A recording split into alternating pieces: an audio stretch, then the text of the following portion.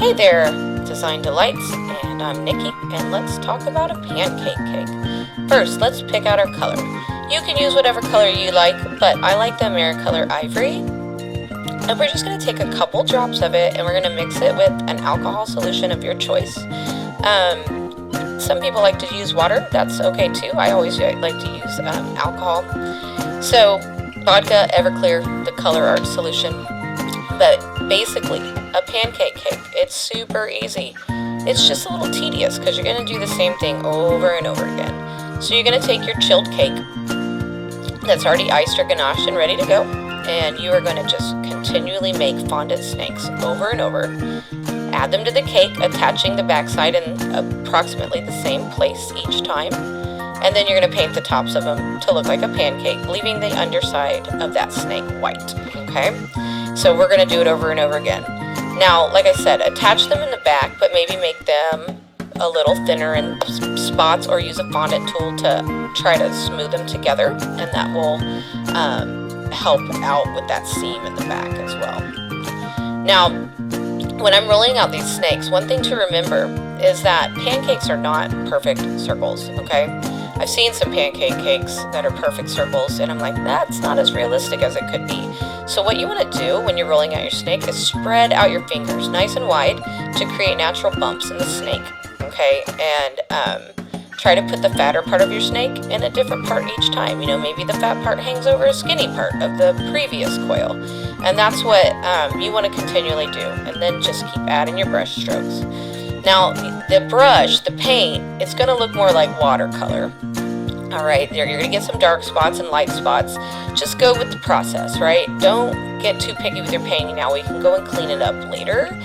But remember that pancakes, they're not perfect, right? They don't have to be perfectly brown in all the same spots. So if you have some darker and lighter spots, then that is okay, as long as you try to avoid seeing like heavy brush strokes. That's the main thing, right?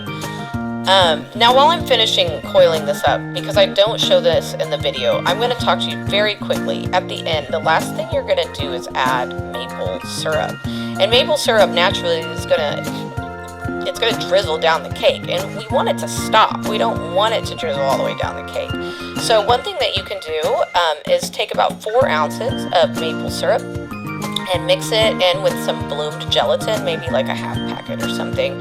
And while you're doing that, put your finished cake in the freezer to get nice and cold. And then when you pull it out and you pour that gelatin over your pancake cake, it should congeal a little bit to the pancake cake and stay in place. So that will be the last thing that you do that I don't show on the video. But back to creating the pancake cake, right? So you're going to continue working this to the top. And once you finally hit the top, you're going to make a circle. It's not a perfect circle. It's going to have wavy outside line just like the rest, right? And you want it to kind of match. You're going to cover the top of the cake. And then you want to paint it. And because I used the gel food coloring with mixed alcohol, again, it goes on kind of like watercolor, but I really want to try to blend as best as I can so we avoid seeing the brush strokes. So you'll see me here. I'm going to just work at it for a while. I'm not concerned about dark and light space as much as I am brush strokes, right? Because the pancake cake doesn't have to be perfectly brown in all the right spots. And I end up going over the cake, as you can see here. There's some dark spots and light spots, and I will clean all those up before I add the finishing touches. So the main thing is we want it to look blended, and we don't want to see brush strokes.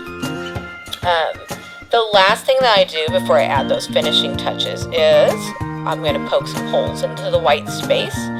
And these are our air bubbles, right? And there's a few different things you can use. I like the silicone tool because it's soft. So if I'm poking holes with a Dresden tool or a ball tool, I'm following up with that blue pointed silicone tool to soften the holes, right? Like, because we don't want to pull fondant out or make it look like a tear. We want it to look soft, like an air bubble.